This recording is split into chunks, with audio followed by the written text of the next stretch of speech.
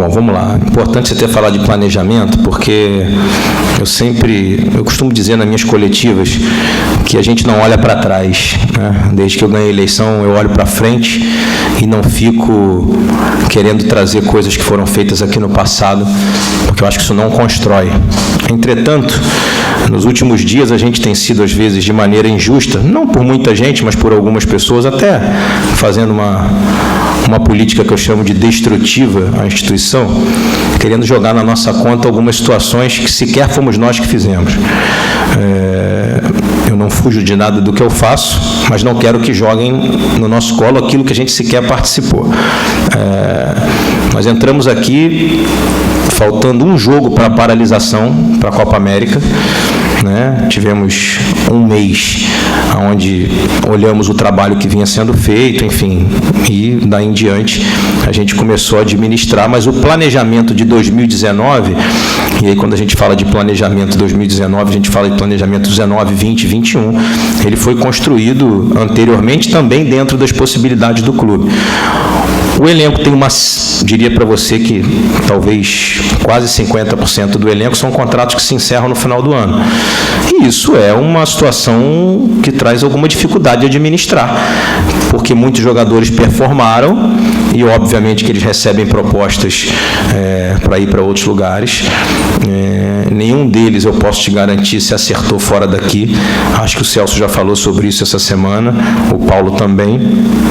Nós estamos em conversa com todos, mas a gente precisa de mais algumas definições, especialmente com relação à nossa performance, para que a gente possa definir renovações, planejar elenco para o ano que vem. A gente tem uma ideia na cabeça, sim, temos um esboço, sim, do que a gente quer para 2020, mas também já antecipo ao nosso torcedor que as dificuldades são muito grandes.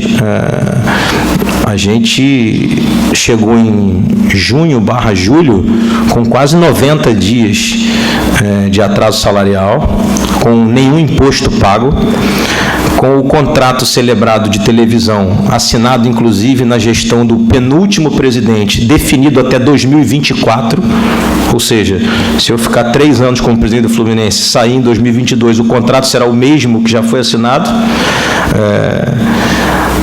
Quase todo o contrato antecipado por empréstimos que foram pegos na gestão anterior, mais uma centena de penhoras sobre esse contrato e sobre as fontes de receita do clube. Então, eu até faço uma analogia, a gente recebeu um automóvel de altíssima qualidade, ou seja, né, um dos maiores clubes do futebol mundial, com o tanque vazio, com R$100 para ir a São Paulo.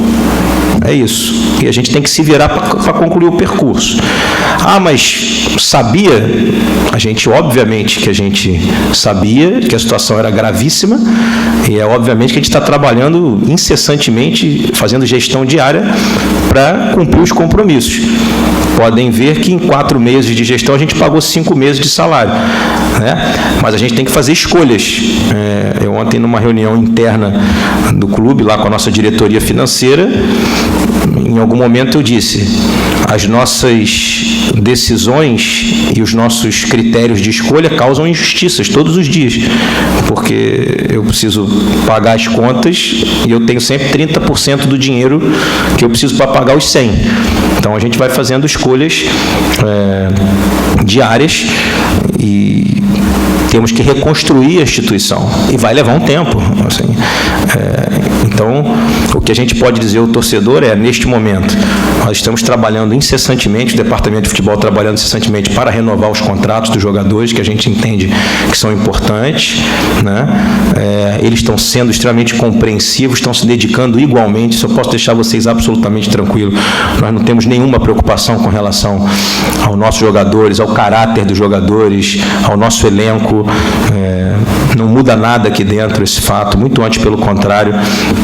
Muitos deles já manifestaram sim o interesse de seguir, mas essa é uma questão também profissional de cada um. Alguns desses que eu sei que você está imaginando na sua cabeça sequer são atletas do Fluminense, são atletas que estão emprestados, então a gente depende da decisão também do clube detentor dos direitos federativos dos atletas, né? mas dentro das possibilidades nós estamos tranquilos, porque nós estamos fazendo tudo aquilo que está ao nosso alcance diante das enormes dificuldades que a gente tem.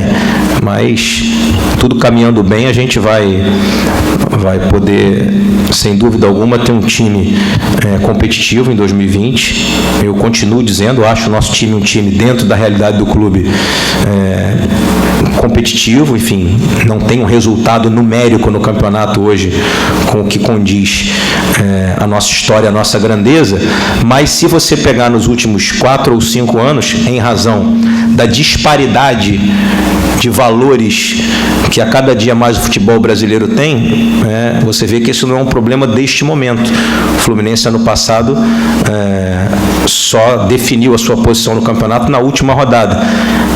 Ficou em 12º, mas o campeonato teve um índice técnico muito baixo, mas fez 45 pontos. E desde 2012, que quando o Fluminense foi campeão brasileiro, onde tinha um grande aporte financeiro, desde 2012 o Fluminense vem ficando abaixo da 10ª ou 12ª colocação da competição. Isso é um dado estatístico, e é um dado estatístico que eu venho falando, inclusive, quando fui candidato. O campeonato de ponto corrido, desde que ele foi instituído, o campeão sempre esteve entre os 4 clubes que mais gastaram dinheiro na competição. E a cada dia essa distância vai ficando maior. E ela é nítida. Hoje já, quando eu falava sobre isso há 3 anos atrás, eram 3 blocos. Primeiro, segundo e terceiro bloco. Hoje são 2. Meia dúzia que briga em cima e o resto meio que empatado. A diferença de pontos é, inclusive, muito curta, de uma posição intermediária para uma posição final de tabela. Então, a gente precisa, inclusive, rever conceitualmente o futebol brasileiro. Nós precisamos, os clubes todos precisam entender que é um produto de todos. E esse produto precisa ter alguma reorganização financeira, porque realmente a gente vem... Isso não se mistura com o fato de o Fluminense ter uma dívida que foi construída nos últimos, 10, 12 anos, que traz uma enorme dificuldade para a gente, além da diferença. Já existe a diferença e, além de tudo, a gente tem um problema, e que não é só do Fluminense, outros clubes do Rio de Janeiro têm esse problema, de São Paulo, do Rio Grande do Sul, de Minas Gerais. Essa dívida foi construída e a gente precisa entender que, para a gente voltar, de alguma forma, a reconstruir o clube desportivamente, a gente tem que passar pelo pagamento. Dívida tem que ser paga, porque é a dívida que come a receita. Então a gente precisa pagar a dívida para poder ter receitas liberadas.